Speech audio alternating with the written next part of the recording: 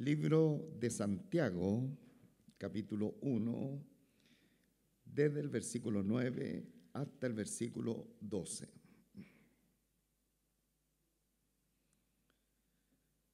El hermano que es de humilde condición, gloríese en su exaltación, pero el que es rico en su humillación, porque él pasará como la flor de la hierba. Porque cuando sale el sol con calor abrasador, la hierba se seca, su flor se cae y perece su hermosura, su hermosa apariencia. Así también se marchitará el rico en todas sus empresas. Bienaventurado el varón que soporta la tentación, porque cuando haya resistido la prueba, recibirá la corona de vida que Dios ha prometido a los que le aman.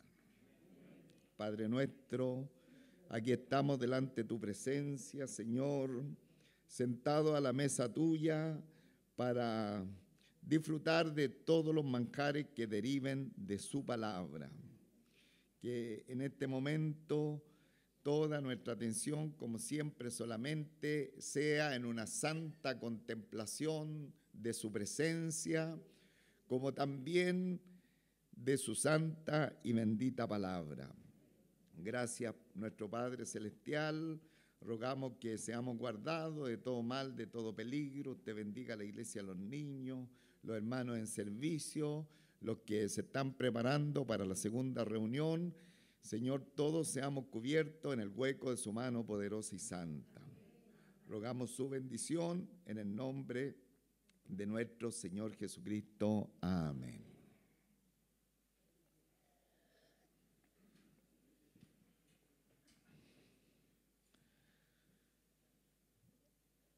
Estamos gustando, hermanos, el precioso libro de Santiago. Ha sido ya 2 domingos atrás que hemos sido profundamente enseñados a través de la Escritura, y en esta oportunidad no será la excepción, ya que tenemos un tema muy importante, como es la palabra del Señor, para nuestra edificación. Y aquí, en esta porción bíblica leída, podemos ver a dos tipos de hermanos: cristianos ricos y cristianos pobres. Y antes de iniciar un poquito el tema, quisiera comentarle que los valores mundanales, lo que la sociedad del siglo presente y las sociedades pasadas y los gobiernos de turno y los políticos de turno hablan acerca de la riqueza y de la pobreza, dista mucho de lo que habla la palabra del Señor. Por eso debemos de tener mucho cuidado cuando entramos a alinearnos con ciertas políticas públicas que de pronto son enunciadas por gente que no conoce al Señor, y uno da la impresión que esa es la voluntad del Señor.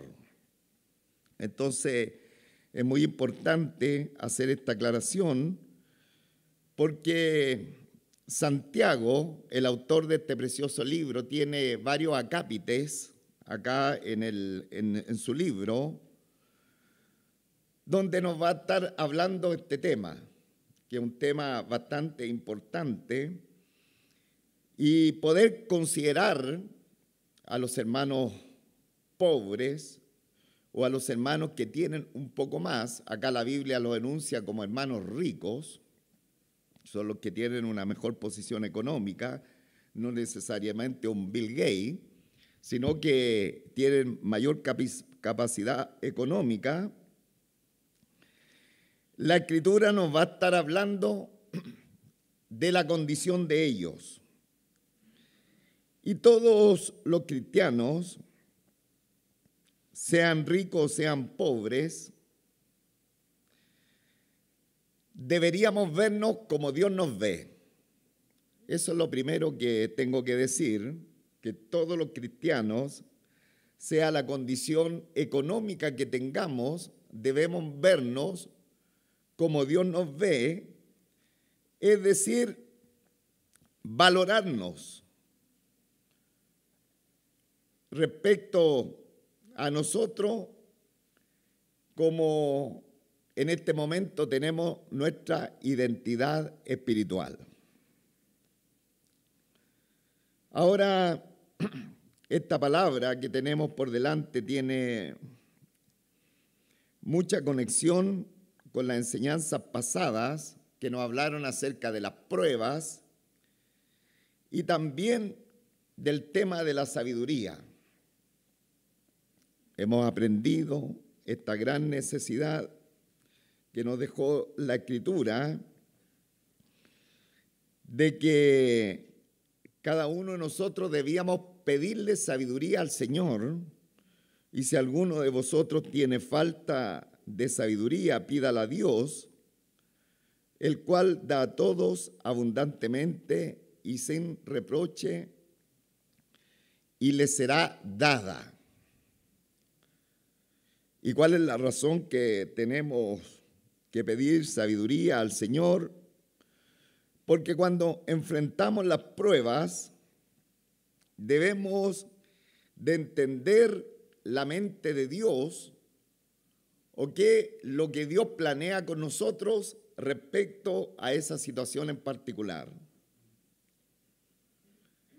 Ahora nos vamos a dar cuenta que cuando la Escritura nos habla acerca de los hermanos que viven en la pobreza, cómo esos hermanos van a vivir alegres en el Señor.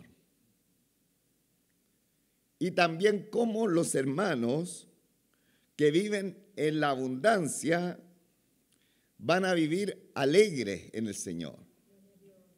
Para eso se requiere la sabiduría del Señor, para entender cuál es su propósito, cuál es su voluntad en cada una de las situaciones difíciles que enfrentamos en nuestra vida. Entonces, aquí el autor de este libro, Santiago, el pastor de la iglesia de Jerusalén, va a destacar estos dos extremos: el cristiano pobre y el cristiano rico. Insisto, no se está hablando de Bill Gates o Rockefeller o los grandes hombres millonarios que nosotros conocemos, sino la persona que accede a una vida económica bastante mejor que otra que está con estos problemas y de pronto tal vez no le alcanza mucho en su diario vivir. Entonces, vayamos por favor al primer versículo de la Escritura.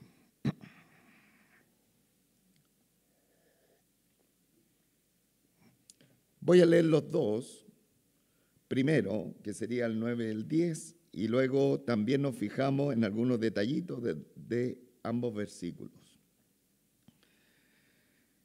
El hermano que es de humilde condición, gloríese en su exaltación. Pero el que es rico en su humillación, porque él pasará como la flor de la hierba.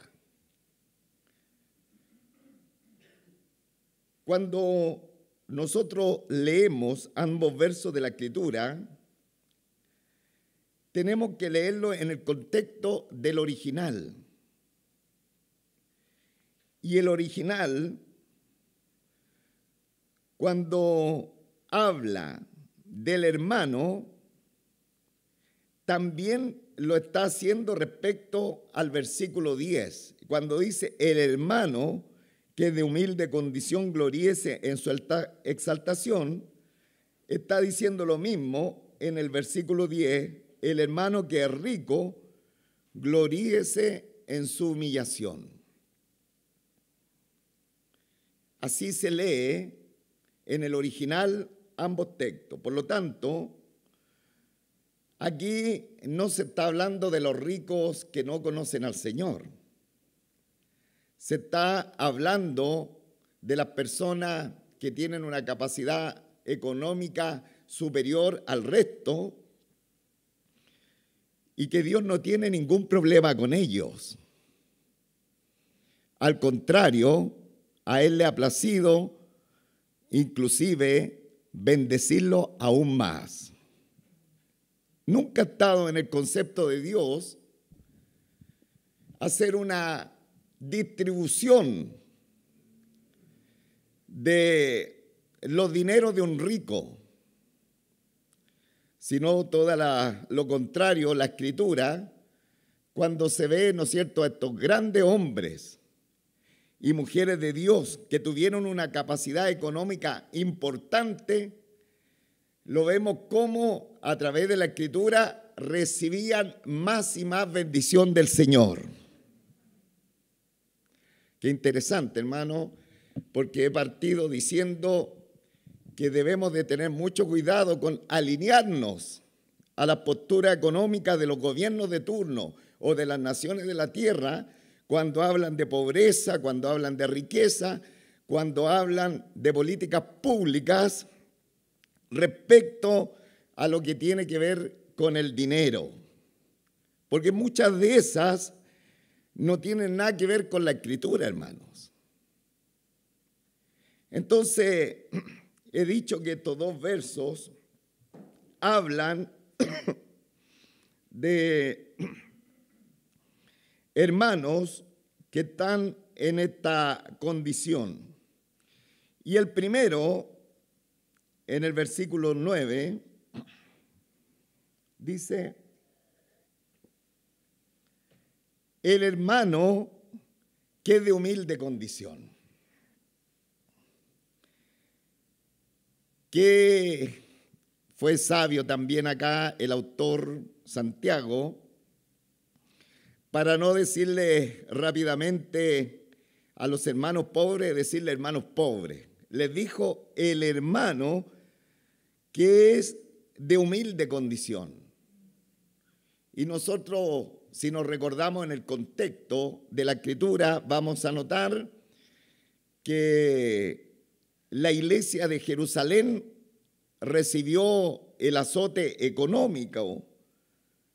Recuerde que Santiago fue el pastor de la iglesia en Jerusalén y le está hablando a los hermanos que están en la diáspora, que han tenido que salir al exilio por causa de la persecución en contra de la fe. Ya en el intertanto, una hambruna había dejado caerse sobre Jerusalén y había, ¿no es cierto?, diezmado la economía de los hermanos, pero a la vez a través del exilio, donde ellos tuvieron que salir de Jerusalén, muchos perdieron sus bienes, perdieron sus casas y estaban tremendamente empobrecidos.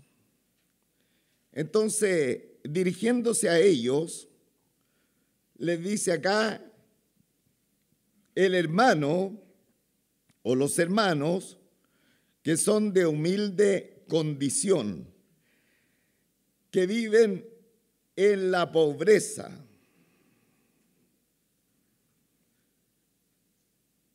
Ahora, estos hermanos, recordemos, son cristianos, son creyentes, son nacidos de nuevo, y Santiago se está refiriendo a ellos, no a las personas pobres no creyentes. tampoco se está refiriendo a los ricos no creyentes, sino que le está hablando a la iglesia que está en la diáspora o algunos que quedan en Jerusalén. El hermano que es de humilde condición, o sea, que ya no tiene posesiones ni tiene una posición dentro de la sociedad. La hambruna, el problema económico, el exilio, el haber dejado sus casas en el lugar de residencia, lo ha reducido a ser personas pobres. Y aquí viene, inspirado por el Espíritu Santo, cómo va a animar a estos hermanos pobres, cómo ellos deben vivir como cristianos. Tienen que irle a pedir un subsidio al Estado.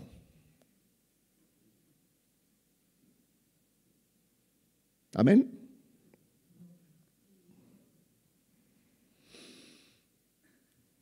Tienen que poner la mano.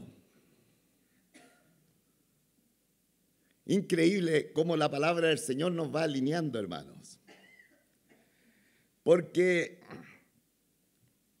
Santiago, inspirado por el Espíritu Santo, va a animar a la manera de que tienen que vivir los hermanos pobres. ¿Y cómo deben vivir los hermanos pobres como creyentes? Dice el texto bíblico, gloríese en su exaltación.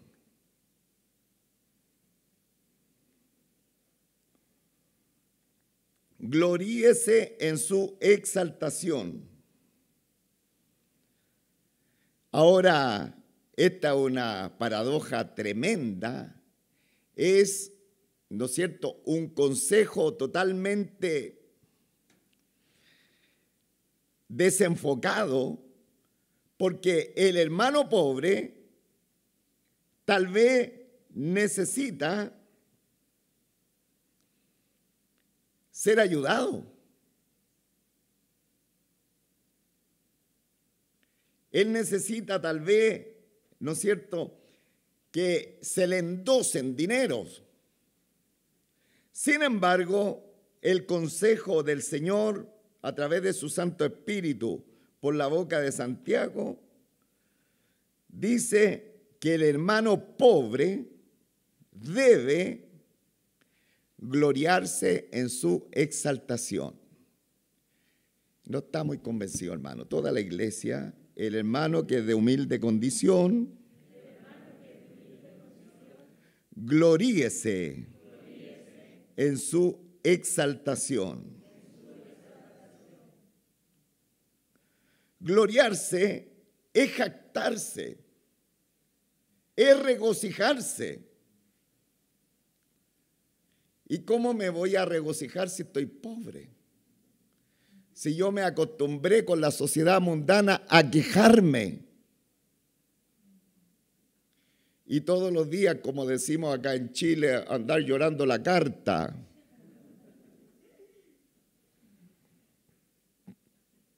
Sin embargo, esta palabrita gloria, gloriarse, se traduce como jactarse, regocijarse,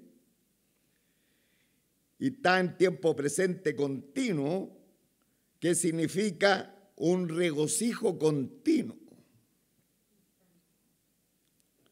En el tiempo donde las vaquitas están medias flacas.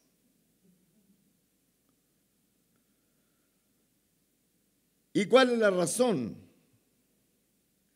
Que tiene que gloriarse, que tiene que regocijarse bajo esa circunstancia tan adversa, dice el texto, gloriarse en su exaltación. ¿En cuál exaltación? Entonces, aquí está la sabiduría de Dios. Aquí viene esta sabiduría que cada uno de nosotros deberíamos pedírsela al Señor, ¿cuánto le falta sabiduría? Nos falta sabiduría. Tenemos que pedírsela al Señor. Porque se nos manda, si estamos circunstancialmente en un tiempo de vaquitas flacas, no andar quejándonos, no estar colocando la mano a cada rato, porque la Escritura dice, ¿no es cierto?, que todos los que colocan la mano a cada rato vienen a pobreza. Mire cómo los gobernantes empobrecen las naciones de la tierra, hermano.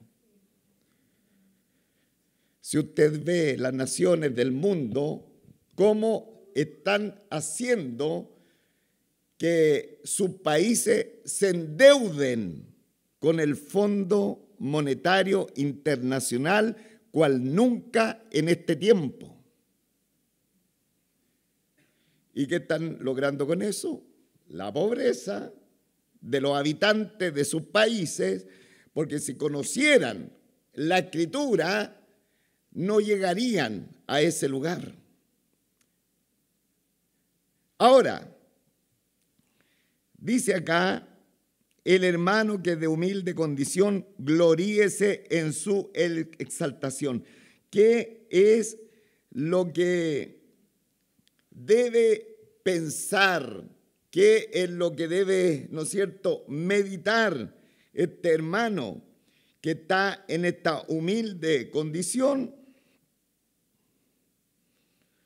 Debe pensar que a pesar de la circunstancia momentánea que está viviendo, porque todo esto es circunstancial, él es la morada del Espíritu Santo. Él es la morada del Espíritu Santo. La gracia del Señor se está moviendo en su vida. Y Cristo es el Señor, el amo, el dueño de su vida. Por lo tanto,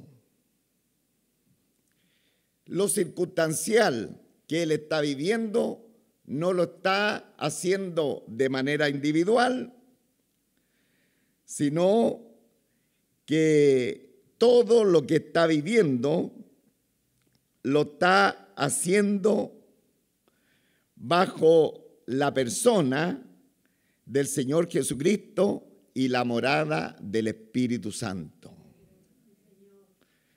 Por eso los verdaderos creyentes, los cristianos que aman al Señor, no andan toda la vida quejándose.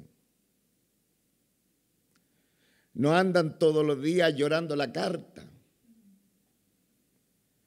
Porque el Espíritu que ha sido implantado en nuestros corazones es más alto y más importante que una condición económica temporal, no de las mejores en el tiempo que se está viviendo. Por eso el texto bíblico dice, el hermano que de humilde condición, gloríese en su exaltación. Entonces, eso es lo que el Espíritu Santo quiere. Los hermanos que van pasando por esta situación, que consideren la gran exaltación que hoy día tenemos por estar en Cristo. Dice la Escritura que por estar en Cristo, donde están los creyentes, estamos sentados en lugares celestiales. Ni el más rico de los ricos, ni Bill Gates y todos sus compañeros y familia tiene la posición que nosotros tenemos en Cristo, sentado con Cristo en los lugares celestiales, disfrutando de la gracia y de la sabiduría que Él tiene para nosotros. Ahí tenemos un elemento que Santiago quiere que los hermanos de humilde condición puedan considerar su alta posición que ahora tienen en el Señor Jesucristo. Pero ahora viene el caso del cristiano rico, o insisto, el cristiano que está sobre la media. ¿Cuánto sería un cristiano sobre la media en la Iglesia Cristiana Vida? Dejémoslo para otra oportunidad. Mejor, dice alguien. Dice, pero el que es rico, el hermano que es rico, gloríese, jáctese, siéntase bien en su humillación. Ahora, es bien interesante, hermano, que este gloriarnos, ya lo dije en la primera parte de los hermanos de humilde condición, el término gloriarse es muy distintivo en Jeremías capítulo 9, versículos 23 y 24, que dice, así dijo Jehová, no se alabe el sabio en su sabiduría, ni en su valentía se alabe el valiente, ni el rico se alabe en sus riquezas, mas alábese en esto el que se hubiere de alabar, en entenderme y conocerme, que yo soy Jehová, que hago misericordia, juicio y justicia en la tierra, porque estas cosas quiero, dice Jehová. Queda claro, hermano, que gloriarse no tiene por qué ser malo, que sentirnos bien, que jactarnos, que alegrarnos. No tiene que ser malo. El problema está cuando no nos gloriamos en lo que debemos gloriarnos. El hermano pobre, ¿en qué se tiene que gloriar? En la exaltación que le ha dado el Señor Jesucristo cuando vino a nuestros corazones. El hermano rico se tiene que gloriar en su humillación, es decir, no en lo que tiene. No mirar despectivamente a los demás y mirarlo, ¿no es cierto?, así con sospecha, sino que el rico se tiene que gloriar en su humillación. Es decir, en su identificación con nuestro Señor Jesucristo, hermano. Porque si un rico o una persona que tiene más, un poquito más del resto, del promedio de los hermanos, se empieza a identificar con una iglesia, con el Señor, sepa que sus relaciones, sus amistades, sus contactos le van a empezar a humillar. Porque si lo hicieron con el árbol verde, nuestro Señor Jesucristo, ¿qué más con nosotros, hermano? Entonces el texto dice, pero el que es rico en la sabiduría que Dios da a los ricos, y que hay mucho en la Escritura, en el Antiguo Testamento y en el Nuevo, hasta mujeres ricas, como Lidia de Filipo, por ejemplo. Pero el que es rico en su humillación le van a empezar a despreciar. Tal vez tuvo un cambio de estatus por algún motivo en particular, pero ya las amistades, ya los compañeros, ya sus colegas no van a estar muy de acuerdo porque este entró a la fe, porque este va a la iglesia, pero si este participaba con nosotros, íbamos a diferentes partes y podíamos gozar la vida. ¿Y ahora qué le pasa? Ahora ha entrado a una etapa de humillación. Entonces el Espíritu Santo le dice al rico que ese hermano debe jactarse ahora en esa humillación porque está siendo identificado con la persona de nuestro Señor Jesucristo. Que Él fue humillado, que Él fue vilipendiado, que Él fue denostado, que Él fue agraviado por ser, ¿no es cierto?, el Salvador del mundo. Entonces, ahí tenemos los dos componentes que nos habla la palabra del Señor de este estatus económico que se pueden dar dentro de la congregación. El hermano sencillo de humilde condición y el hermano que tiene más allá de aquel, ¿no es cierto?, de humilde condición. Ahora, en el versículo 10, la segunda parte, y el versículo 11, dice: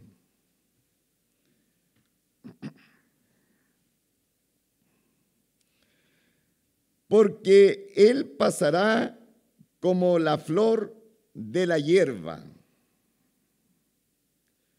porque cuando sale el sol con calor abrasador, la hierba se seca, su flor se cae y perece su hermosa apariencia. Así también se marchitará el rico en todas sus empresas. Entonces, el autor de este libro, Santiago, le está recordando a los hermanos que las riquezas y el estatus social son transitorios. Las riquezas de las personas, el estatus social que alguno puede alcanzar en esta vida presente es algo transitorio. Hay muchos ejemplos de personas ricas que han exigido que cuando lo lleven, ¿no es cierto?, al cementerio, sean enterrados con, por ejemplo, con $1.000.000. Si usted empieza a indagar, se va a encontrar con personas supuestamente inteligentes que finalmente ellos pensaron que la riqueza le va a alcanzar más allá. O alguien que tiene una propiedad, por ejemplo, como que le va a durar eterno y resulta que las propiedades cada cortito tiempo van cambiando de dueño. ¿Sí o no? Cambian rápido. No, esta es la casa de mi papá. Y de pronto las familias pelean por la casa de mi papá. Pero de pronto esa casa ya no es de mi papá. Y después siguen peleando lo otro. Y después siguen peleando lo otro. Y cada cierto tiempo va cambiando de dueño. Y esto es que Santiago le dice a los hermanos que las riquezas y el estatus social son transitorios en la vida. ¿Cómo se los dice? Porque él pasará como la flor de la hierba. Versículo 11, porque cuando sale el sol, aquí coloca una figura de Israel, del calor abrasador o del viento caliente, dice, porque cuando sale el sol con calor abrasador, la hierba se seca, su flor se cae y perece su hermosa apariencia. Y concluye este verso 11, dice, así también se marchitará el rico en todas sus empresas. Así también se marchitará, otra traducción, el rico en todos sus afanes. Su vida de negocios, su no tengo tiempo para nada, ni para mi familia, todo eso se marchitará en todas sus empresas, en todos sus afanes. Entonces, la idea de este mensaje es que la pérdida de la riqueza a los creyentes de humilde condición no nos cambia nuestra posición en Cristo. Al contrario, hermano, seguimos sentados en los lugares celestiales con nuestro Señor Jesucristo. Bendito sea el nombre del Señor. Alabado sea Él para siempre. Entonces, aquí tenemos el contraste entre los hermanos de humilde condición y también los hermanos que tienen más. A uno se le hace ver que empiecen a jactarse, a alegrarse en la posición que tienen en Cristo, y a los otros que están, ¿no es cierto?, recibiendo esa humillación de sus pares porque ahora ya no comulgan tanto con ellos, porque tienen una nueva entidad, porque tienen un cambio de actividad, especialmente teniendo que ver con el servicio al Señor. El último verso es el 12, dice: bienaventurado el varón que soporta la tentación. La palabra tentación es la palabra prueba. Este capítulo partió hablándonos de la prueba. Entonces, bienaventurado el varón que soporta la tentación, porque cuando haya resistido, la palabra resistencia es perseverancia, la perseverancia de los santos. Ahí hay una doctrina. Cuando haya resistido, haya perseverado, ¿no es cierto?, en la prueba, recibirá la corona de vida que Dios ha prometido a los que le aman. Entonces, tanto ricos como pobres, debemos recibir la sabiduría de Dios, porque cuando vamos enfrentando diferentes situaciones, calamidades en la vida, si perseveramos, debemos esperar recibir la corona de la vida. Y la corona de la vida tiene que ver con la vida eterna, hermano. Pero aquí hay algo singular, dice, que Dios ha prometido a los que le aman. Que Dios ha prometido a los que le aman. Por lo tanto, esta corona de vida, el Señor la tiene reservada a los que perseveran, a los que obedecen, a los que creen en Él, pero más bien, como dice aquí la Escritura, a los que le aman. A los que le aman. Entonces, qué interesante esto, porque el Señor quiere vernos a nosotros que le estemos amando. Vea usted, por ejemplo, Juan 21:15, voy a verlo, ya estoy terminando.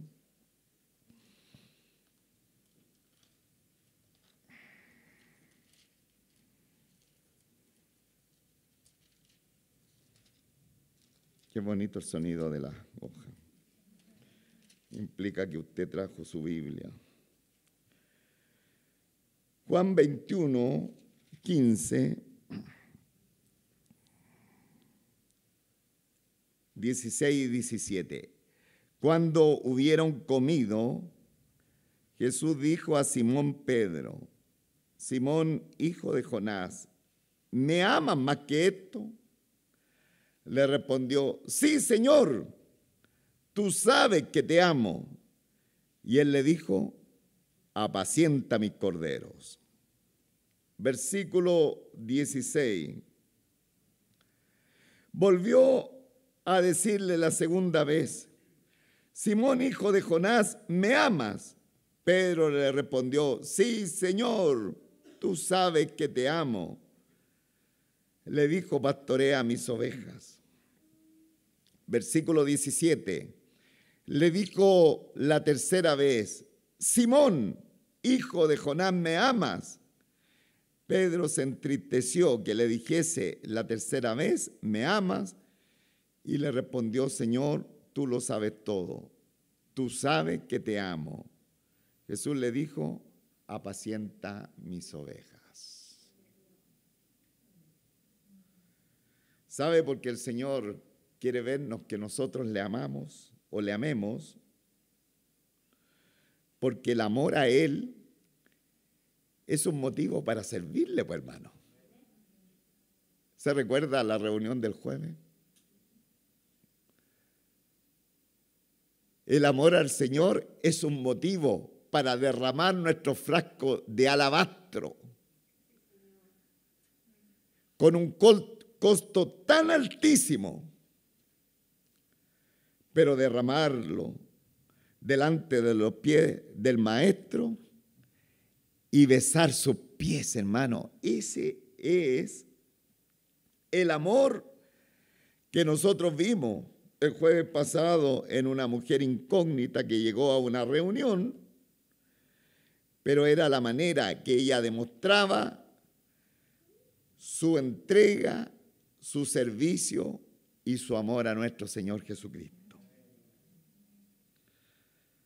Entonces, acá Santiago se está dirigiendo a estos dos tipos de hermanos. No sé, en esta congregación, si podemos hacer esta diferencia de estos dos tipos de cristianos, uno pobre y otro rico.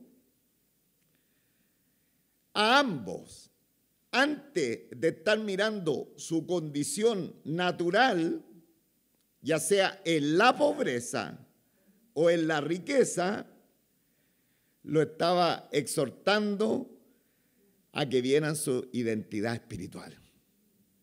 Hermano, todas las circunstancias de la vida presente son temporales y pasajeras.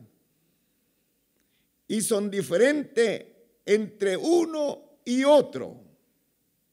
Sin embargo, cuando nosotros empezamos a ver nuestra identidad espiritual, no hay nada ni nadie que nos descuelgue del amor del Señor Cristo Jesús, Señor nuestro. Nada, hermano, nada. Ni riqueza, ni pobreza. El apóstol Pablo lo dijo. ¿Cómo dijo?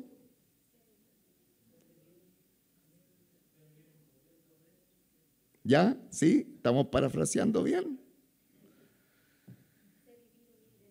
Sé vivir humildemente, sé vivir, ¿no es cierto?, en abundancia, bajo toda circunstancia. Porque él había aprendido a mirar su vida espiritual, hermano. Entonces, si tú tienes una buena posición económica, permita al Señor que así sea, pero si se te cortan del trabajo, que siga amando al Señor por lo que Él ha hecho en tu vida, hermano. Y si por las circunstancias estás pasando un tiempo cortito de pobreza, que aproveches, ¿no es cierto?, esa humilde condición, porque eres la persona más rica espiritualmente. Que Él sea pues muy glorificado. Con lo que se en pie vamos a terminar. Vamos a terminar diciendo al unísono el versículo 9 y 10. Toda la iglesia juntito vamos a decir este verso que esperamos con la ayuda del Señor que esta palabra se vaya grabada en nuestro corazón. El hermano que es de humilde condición gloríese en su exaltación. Pero que el hermano que es rico en su humillación. Amén. Glorioso Padre Celestial, qué bueno que tú nos instruyes en toda la área de nuestra vida. ¿Cuántas veces por nuestra situación particular, económica, en alza o en baja, empezamos a accionar tan diferente como nos dice tu palabra? Si estamos muy pobres, empezamos a codiciar. Si tú nos has bendecido, empezamos a redoblar la codicia, que es un pecado a la presencia tuya. Y ahí estamos en un problema grave cuando entra la codicia. Tú no tienes problema, mi Señor, con el dinero. De hecho, muchos de tus siervos los bendeciste a destajo y seguiste bendiciéndolo. El problema está en el amor al dinero, en el enfoque que se le da al dinero. En esta mañana hemos aprendido que en cualquiera sea la condición que nosotros estemos, debemos alegrarnos en ti. Alegrarnos porque ya no estamos mirando nuestra condición económica, que será pasajera, que será inestable, sino que estamos mirando nuestra posición espiritual, que es preciosa, que es extraordinaria, que es eterna contigo. Que estamos sentados en los lugares celestiales, pero que no solamente estamos sentados en los lugares celestiales, también nos identificamos contigo, porque el sacrificio que tú llevaste a cabo en la cruz del Calvario no fue dentro de la ciudad, fue fuera de la puerta, dice la Escritura. Y cuando nos identificamos contigo, también lo hacemos en la humillación, en el desprecio, en el desdén, en la burla, en las miradas ya no sencillas que el amigo, que el compañero tenía antes que te conociéramos. Ambas realidades deberían, Señor, solamente provocar un sentido de glorificación a tu nombre. Ayúdanos, papito amado. Ayúdanos, Padre Santo, a entender que somos felices, que somos bienaventurados cuando podamos soportar las diferentes tentaciones, especialmente la económica, las tentaciones de codicia, y la enfrentamos mirando nuestra realidad espiritual, porque resistiendo la prueba, tu palabra dice que vamos a recibir la corona de la vida. A los que te aman, Señor, danos un amor ferviente por ti. Señor, como ese amor de la mujer del jueves que nos habló tan profusamente tu palabra, Señor. Danos ese amor precioso para amarte y para servirte en todo. Gracias, gracias, mi Señor y Rey. Bendice tu palabra en nuestro medio. Ayúdanos a entender que los conceptos vertidos en tu palabra son totalmente opuestos a las propuestas que nos dan las naciones de la tierra. Ayúdanos a amar tu palabra, a vivir en ella y sobre todo identificar nuestra vida espiritual, porque si estamos en ti, cualquiera sea nuestra condición, estamos completos en nuestro Señor Jesucristo. Gracias, Padre, gracias, gracias. Y si hay alguien que aún no está completo en nuestro Señor Jesucristo, que venga la fe, que venga el arrepentimiento, que crea en nuestro Señor Jesucristo. Hoy es el día, amigo, amiga, hoy es el día que puedas venir a la fe del Salvador. Cree en la obra que Él hizo en la cruz del Calvario, que Él murió por tus pecados, que Él fue enterrado, pero al tercer día resucitó de entre los muertos. Hoy vive para siempre. Y si tú le recibes como tu Señor y Salvador personal, las cosas temporales, lo natural de la vida presente no hará mella en ti. Pobreza o riqueza no significará mucho, porque estarás mirando y observando la gran obra que Cristo ha hecho en vuestro corazón. Gracias, Padre. Gracias por los que vendrán a la fe. Gracias por los que vendrán al arrepentimiento. Gracias por lo que tú vas a salvar en esta preciosa oportunidad. Los que vas a inscribir en el libro de la vida. Bendito Señor, gracias porque tú siempre vienes a salvar, vienes a restaurar a la oveja caída. Tú siempre, Señor, vienes a hacer nuevas todas las cosas. Te bendecimos en esta preciosa mañana, te damos honra, te damos gloria en el nombre de nuestro Señor Jesucristo. Amén y amén. Gloria a Dios.